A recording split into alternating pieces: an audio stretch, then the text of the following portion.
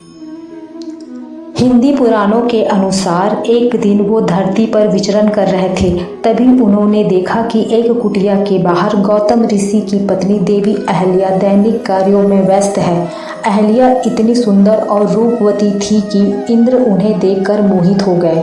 इस तरह इंद्र रोजाना देवी अहल्या को देखने के लिए कुटिया के बाहर आने लगे।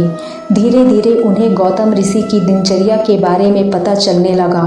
इंद्र को अहल्या के रूप को पाने की एक युक्ति सूझी।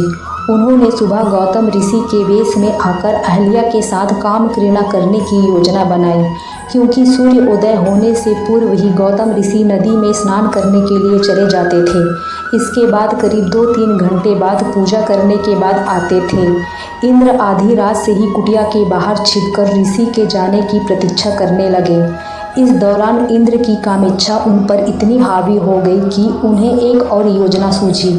उन्होंने अपनी माया से ऐसा वातावरण बनाया जिसे देखकर ऐसा प्रतीत होता था कि सुबह हो गई हो। ये देखकर गौतम ऋषि कुटिया से बाहर चले गए।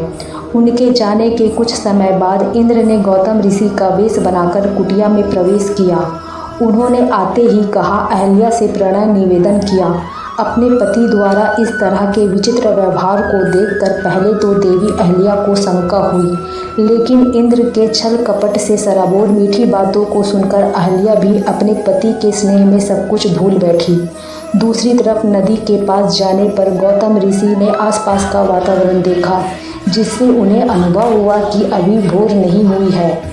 वो किसी अनहोनी की कल्पना करके अपने घर पहुँचे। वहां जाकर उन्होंने देखा कि उनके वेश में कोई दूसरा पुरुष उसकी पत्नी के साथ रति क्रीड़ाएं कर रहा है। ये देखते ही वो क्रोध में व्याकुल हो उठे। वहीं दूसरी ओर उसकी पत्नी जब अपने पति को अपने सामने खड़ा पाया तो उन्हें सारी बात समझ में आने लगी। अनजाने में किए गए अपराध को सोचकर उनका चेहरा पीला पड़ गया। इंद्र भी भयभीत हो गए।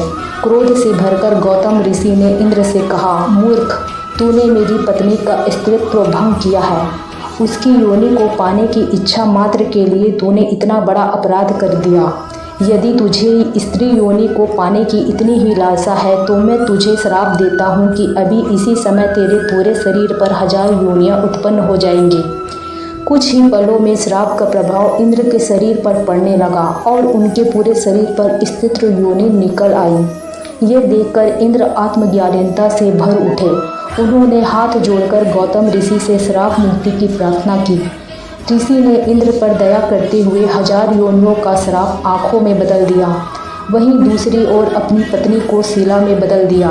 आपने भी गौर किया होगा, इंद्र को देवराज की उपाधि देने से साथ ही उन्हें देवताओं का राजा भी माना जाता है, लेकिन उनकी पूजा एक भगवान के तौर पर नहीं की जाती।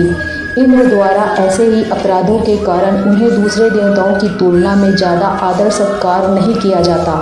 कहानी अच्छी लगी हो तो चैनल को सब्सक्राइब करें। धन्यवाद।